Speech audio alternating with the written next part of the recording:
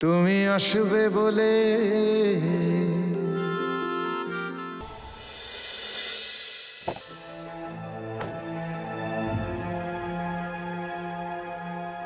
এসব কি শুরু করেছিস রাহুল? আজকের দিনটা এভাবে নষ্ট করবি? কি ছেলে মানুষই করছিস বলতো তুই? আজকের দিনটাই হয়তো নন্দিনী মনে নেই রে সন্দীপ। ইম্পসিবল, এটা হতেই পারে না। এটাই ফ্যাক্ট। নন্দিনী হয়তো আজকের দিনটা মনে রাখতে চায় না। তুই কি সব বুঝে বসে আছিস? তুই কি নন্দিনীকে বুঝিয়েছিস যে আজকের দিনটা তোর মনে আছে? তুই কি এটা বুঝিয়েছিস যে আজকের দিনটা তোর কাছে কত বড়? না, আমি আমার ইমোশনটা কারোর উপর চাপিয়ে দিতে চাই না। এটা চাপিয়ে দেওয়া? একটা বছর তো এরকম করে কেটে গেল, টেরও পেলাম না। সত্যি কোথা থেকে একটা বছর কেটে গেল না, বুঝতেই পারলাম না।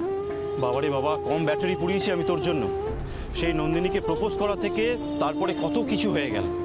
আরে এটা নিয়ে তো মহাভারত লেখা হয়ে যায়।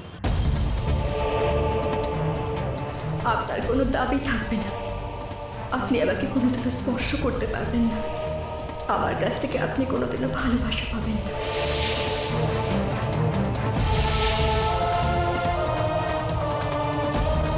প্লিজ রাহুল, আবার মুখটা এরকম বাংলার পাঁচের মতো করে রাখিস না প্লিজ। তুই কেন শুধু শুধু নন্দিনীকে এরকম কনফিউজ করে দিচ্ছিস বলতো? সেটাই, আজকেই আমি নন্দিনীর সব কনফিউশন ক্লিয়ার করে দেবো। সব। কিভাবে? সেটা আমার ব্যাপার। হ্যাঁ, কিন্তু কি করবি তুই? বললাম তো আমার ব্যাপার, আমাকে ভাবতে দে, যা করার আমি করবো, সব বুঝিয়ে দেবো।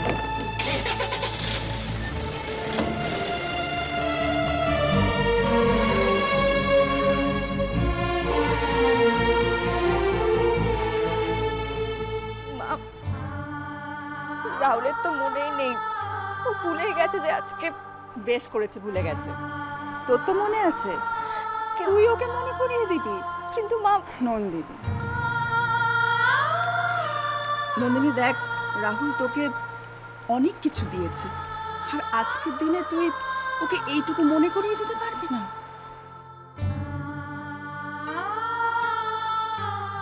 একদম ঠিক বলেছো কাকিমা, আচ্ছা করে বকে দাও তো। বকবো বলেই তো এসেছি। কি ব্যাপার? সকাল সকাল ইন্ডাস্ট্রিয়ালিস্ট রাহুল দেব রায়ের শাশুড়ি মা বাড়িতে হাজির।